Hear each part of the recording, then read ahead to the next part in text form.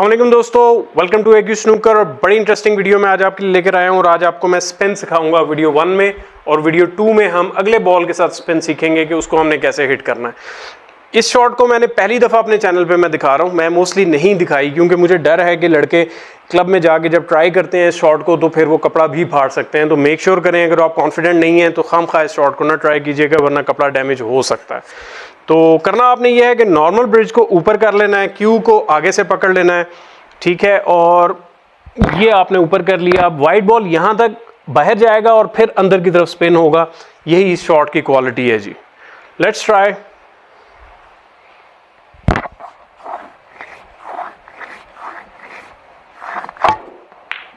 ठीक है, ये देखें कितने आराम से बॉल यहां तक गया, फिर उसको जाके लगाया और वाइट सेफ भी हो गया और रेड भी उधर चला गया। इसी शॉट को आपको दूसरे एंगल से भी दिखाता हूं मैं, ताकि आपको आइडिया हो जाए।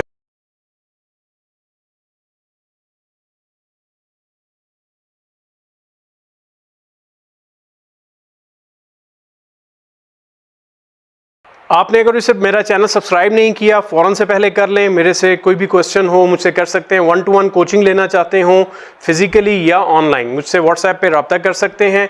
और शेयर ज़रूर किया करें वीडियो को, बल्कि ना ही किया करें क्योंकि मुझे नहीं लगता ज़्यादा लोग बॉदर करते हैं शेयर करने की।